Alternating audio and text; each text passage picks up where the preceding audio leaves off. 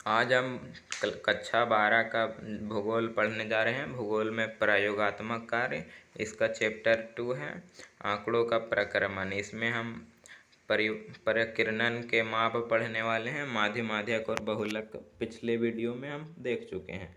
तो देखते हैं प्रकीर्णन के माप। तो प्रकीर्णन केंद्रीय मूल्य से बिखराव की उस सीमा का मापन करता है जहां विभिन्न आंकड़ों का फैलाव रहता है। तो इसमें मुख्यतः में विस्तार पढ़ना, जैसे कि रेंज कहा जाता है। चतुर्थक विचलन पढ़ना, जो क्वार्टाइल डेविएशन है।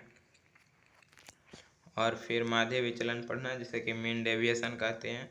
मानक विचलन, जो स्टैंडर्ड डेविएशन होता है। गुणांक विचलन और लॉरेंज कर्व पढ़ना, लॉरेंज कर्व, इसे हमें पढ़ना है इस वीडियो में। तो हम देखते हैं विस्तार। तो विस्तार क्या है? तो किसी श्रेणी में अधिकतम एवं न्यूनतम मूल्यों के अंतर को विस्तार कहते हैं। इसमें पहला है अवर्गीकृत आंकड़ा अगर रहेगा तो विस्तार निकालने के लिए। तो इसमें श्रमिकों की दैनिक मजदूरी रुपए में दिया गया है 40, 42, 45, 48, 50, 52, 55, 58 और 60। इसमें जो आर बराबर होता है लॉरेंज वक्र, यानी कि रेंज, विस्तार जो होता है आर से रेंज यानी कि विस्तार, तो इसका फॉर्मूला होता है एल माइनस एस। तो आर जो है वह विस्तार है, एल जो है सो अधिकतम संख्या है, लार्जेस्ट, और एस जो है न्यूनतम सीमा यानी कि स्मॉलेस्ट। तो इसे निकालने के लिए एल माइनस एस करना है। तो एल में सबसे ज़्यादा संख्या, तो सबसे ज़्यादा 60 है तो 60 लिख दिए। एस में सबसे कम वाली संख्या लिखना है न्यूनतम, तो 40 है। तो 60 में 40 घटा के 20 आ गया, वह आ गया विस्तार आ गया, रेंज आ गया 20। तो सबसे आसान होता है। दूसरा है विस्तार ज्ञात करने का वर्गीकृत आंकड़ा। तो इसमें वर्गीकृत करके दिया रहेगा CI जो है तो 0 से 10, जिसमें कि F5 है, 10 से 20 जिसमें F9 है, 20 से 30 में 4 है, 20 से 30 में 11 है, और 30 से 40 में 20 है, 40 से 50 में 50 है। तो इसका भी फॉर्मूला सेम टू रहता है। आर बराबर जो होता है एल माइनस एस होता है। एल जो है सो वह अधिकतम संख्या होता है, एस न्यूनतम संख्या। इसका दूसरा फॉर्मूला होता है आर बराबर L2 माइनस L1।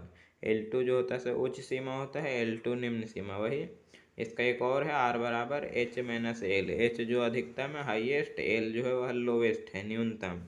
तो इसे फार्मूला निकालने के लिए जो L1 होगा सबसे निम्न सीमा, तो वह 0 होगा, क्योंकि 0 से 50 के बीच में रहता है। इसमें F का कोई लेना देना नहीं होता है मुख्यतः, यह सिर्फ क्लास वर्ग से ज्ञात किया जाता है। तो L1 बराबर 0 हो गया, L2 बराबर 50 होगा, क्योंकि 40 से 50 जो वर्ग अंतराल है उसमें 50 सबसे अधिकतम संख्या है। तो इसका निकालने के लिए L2 माइनस L1 यानी कि 50 माइनस 0 कर देना है, तो रेंज आ जाएगा 50। अगला है चतुर्थक विचलन, जिसे कि क्वार्टाइल डेविएशन कहा जाता है। तो इसका फॉर्मूला जो होता है वह QD, क्वार्टाइल डेविएशन बराबर Q3 माइनस Q1 बटा 2। तो Q3 जो है सो अपर क्वार्टाइल है, तृतीयक चतुर्थक, और Q1 जो है वह लोअर क्वार्टाइल है, प्रथम चतुर्थक। तो इसका फॉर्मूला जो है Q1 और Q3 निकालने का, तो Q1 निकलेगा मुख्यतः n/4 से, n में 4 से भाग देने से, या फिर n+1 में 4 से भाग देने से। और जो Q3 निकलेगा वह 3n/4 या फिर 3n+1/4 से निकलेगा। तो इसमें पहला देखते हैं x बराबर क्वेश्चन दिया गया है 2, 4, 6, 8 और 10। तो इसमें सीरियल नंबर यहाँ पे है और x है। तो सीरियल नंबर 1, 2, 3, 4, 5 रख दिए, और जो x दिया गया था 2, 4, 6, 8, 10। तो इसे भी लाइन से हम सजा दिए। सिग्मा जो n बराबर होगा वह 5 होगा, क्योंकि सीरियल नंबर में 5 संख्याएं हैं, तो n बराबर 5 होगा। और जो अब इसे Q1 निकालना है, तो Q1 का फॉर्मूला था n/4 या n+1/4।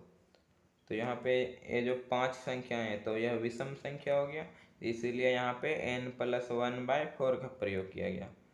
तो n+1 यानी कि 5 + 1 6 हो गया, डिवाइड बाय 4। तो इसको अगर डिवाइड करने पर 1.5 आइटम आएगा, यानी कि 1.5।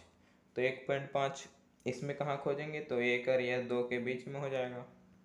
तो इसीलिए इसे फर्स्ट प्लस सेकेंड बटा 2 लाना है, यानी कि first plus second divide by 2। तो फर्स्ट में कितना था, यहाँ 2 है, तो यहाँ 2 रख दिए। सेकेंड में कितना है, यहाँ 4 है x, तो 2 + 4 बटा 2, तो 2 + 4 बटा 2 जोड़ेंगे तो 6 हो जाएगा, और बट्टा 2 हो जाएगा। यहाँ 3 लिखा गया, यहाँ 2 होगा, तो 6 और 2 को डिवाइड करने के बाद 3 आ गया। तो जो Q1 आ गया वह 3 आ गया पूरा Q1। अब हमें Q3 निकालना है। Q3, तो Q3 का फॉर्मूला था 3 × n+1 डिवाइड बाय 4। तो 3 यहाँ कर दिए, इंटू n+1/4। तो n+1/4 ऊपर भी ज्ञात किए थे, जो आया था 1.5। तो 3 × 1.5 तो 4.5 आया। तो 4.5 भी 4 और 5 के बीच में आएगा, तो 4 + 5 तो बट्टा 2। तो 4 और 5 जो था, 4 में 8 था x और 5 में 10 था, तो 10 और 8 18 हो गया, और डिवाइड बाय 2 तो 9 आ गया। Q3 = 9। Q3 यहाँ 9 आ गया। अब हमें निकालना है क्वार्टाइल डेविएशन, जिसका फॉर्मूला था Q3 - Q1/2। तो इसे ज्ञात करने के लिए Q3 बैठाना है, जो 9 आया था, और 9 आया, और Q1 जो 3 आया था। तो 9 - 3 6 हो गया, अब डिवाइड बाय 2, यानी कि QD यानी कि क्वार्टाइल डेविएशन हमारा 3 हो गया। तो यह आ गया आंसर। अब हम लोग देखते हैं मानक विचलन। तो प्रकीर्णन के माप के रूप में सबसे अधिक प्रचलित माप है मानक विचलन, जिसे कि SD स्टैंडर्ड डेविएशन कहा जाता है। इसकी गणना हमेशा माध्य के परिप्रेक्ष्य में की जाती है, और प्रकीर्णन का सर्वाधिक स्थिर माप होता है। इसे ग्रीक अक्षर जो है वह 0 टाइप का जो होता है उससे सूचित किया जाता है, जिसे कि मोड कहा जाता है। इसे ज्ञात करने के लिए श्रेणी के माध्य यानी कि मीन से प्रत्येक मूल के विचलन x का वर्ग स्क्वायर किया जाता है, और विचलनों के सभी वर्गों का जोड़ा जाता है, जिसे कि सिग्मा x स्क्वायर कहा जाता है। मानक विचलन को वर्गमूल माध्य वर्ग भी कहा जाता है, और मानक विचलन का वर्ग ही प्रसरण है। अगला टॉपिक है विचरण गुणांक, जिसे कि C भी कहा जाता है। इसके द्वारा दो श्रेणियों के मध्य तुलना करना आसान हो जाता है, और विचरण गुणांक से वर्षा की परिवर्तनशीलता ज्ञात की जाती है। इसे ज्ञात करने के लिए मानक विचलन को माध्य से भाग देकर 100 से गुणा किया जाता है, यानी कि C भी बराबर मानक विचलन इंटू माध्य डिवाइड बाय माध्य इंटू 100। तो इसे यहाँ पे और शॉर्टकट में लिख सकते हैं, C भी बराबर मानक विचलन को SD से स्टैंडर्ड डेविएशन, माध्य को x बार से और इंटू 100। तो यह हो गया। अगला टॉपिक है लॉरेंज वक्र। तो इसका उपयोग संचयी आवृत्ति में व्यक्त सूचनाओं की परिवर्तनशीलता की मात्रा को दर्शाने के लिए किया जाता है, और यह 2 या 2 से अधिक वितरणों की परिवर्तनशीलता की तुलना में विशेष उपयोगी होता है। यह लॉरेंज वक्र का चित्र है, जिसे x एक्सिस में रखा गया है कर्मचारियों की संख्या संचयी प्रतिशत, और y अक्ष में आय का संचयी प्रतिशत। तो इसका चित्र कुछ इस टाइप का बनता है, इसे देख लीजिए। अगला टॉपिक है कोटि सहसंबंध। तो आधारभूत रूप से यह 2 या 2 से अधिक चरों के मध्य साहचर्य का माप है, और चर जो है संबंधित घटक या एक दूसरे के साथ किस प्रकार विचरण करते हैं उसे चर कहा जाता है। सहसंबंध की दिशा की बात करें तो निवेश में वृद्धि से प्राप्ति में वृद्धि होती है तो धनात्मक सहसंबंध होता है, और अगर निवेश में वृद्धि से प्राप्ति में कमी होती है तो ऋणात्मक सहसंबंध होता है, और निवेश के मात्रा में परिवर्तन से प्राप्ति की मात्रा में कोई परिवर्तन नहीं होता है तो वह सहसंबंध की अनुपस्थिति को बताता है। यहाँ 2 ठो सहसंबंध दिया गया। पहला है पूर्ण धनात्मक सहसंबंध, जो कि 0 से स्टार्ट होकर ऊपर की तरफ जा रहा है। दूसरा है पूर्ण ऋणात्मक सहसंबंध, जो कि y से स्टार्ट होकर x अक्ष के ओर नीचे झुकता हुआ आ रहा है। इस चित्र में देख सकते हैं यहाँ पे सहसंबंध की यह अनुपस्थिति है जो कि जीरो टाइप का बन रहा है, ना ही यह बढ़ रहा है और ना ही यह घट रहा है। अगला है धनात्मक सहसंबंध। तो यह जो है कुछ इस टाइप का होता है, मोटा टाइप का, और ऋणात्मक सहसंबंध कुछ गिरता हुआ इस टाइप का बनता है। अगला टॉपिक है सहसंबंध की गहनता। तो सहसंबंध की दिशा का पहलू जोड़ने पर इसका अधिकतम विस्तार जो है -1 से 0 0 की ओर होते हुए +1 तक होता है।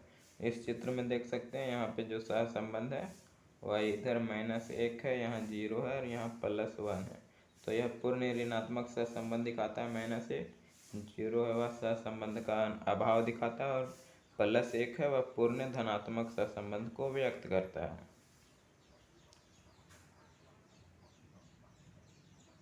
आगे अगर देखें पूर्ण धनात्मक सहसंबंध तो जब सरल रेखा प्रकीर्ण आरेख के निचले बाएं से ऊपर दाएं भाग की ओर जाती है तो वह पूर्ण धनात्मक सहसंबंध कहलाता है, जिसे कि +1 से दिखाया जाता है।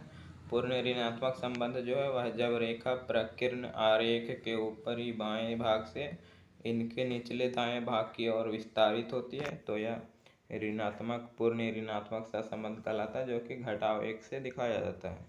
अगर शून्य सहसंबंध की बात करें तो जब युग्म के दोनों एक दूसरे में परिवर्तन का कोई प्रत्युत्तर नहीं देते हैं तो यह शून्य सहसंबंध कहलाता है। अगला टॉपिक है सहसंबंध। तो सहसंबंध का विस्तार अधिकतम -1 से +1 के मध्य होता है, और यह 3 प्रकार के होते हैं। पहला प्रकीर्ण आरेख, दूसरा कार्ल पियर्सन का सहसंबंध गुणांक, और तीसरा स्पीयरमैन का कोटि सहसंबंध। तो हम लोग स्पीयरमैन कोटि सहसंबंध को देखते हैं। तो स्पीयरमैन ने कोटियों के आधार पर सहसंबंध की गणना विधि की युक्ति प्रदान की है। इसे ग्रीक अक्षर के जो पी टाइप का रहता है तिरछा, उसके द्वारा इसे दिखाया जाता है, जिसे कि रो कहा जाता है। रो ग्रीक अक्षर से दिखाया जाता है। तो इसकी गणना की विधि असमान होने से यह अधिकतम प्रचलित होता है, अधिक। इसके अंतर्गत ऋणात्मक या धनात्मक चिन्हों का कोई महत्व नहीं रखा जाता है। इसमें जो फॉर्मूला है इसका, रो बराबर 1 - 6 sigma d² divide by n² - 1। तो P जो है वह कोटि सहसंबंध को दिखा रहा है। सिग्मा d² जो है सो दोनों कोटियों के अंतर के वर्ग का योग होता है, और n बराबर जो होता है x y युग्मों की संख्या होता है। तो इस तरह से चैप्टर हमारा समाप्त हुआ।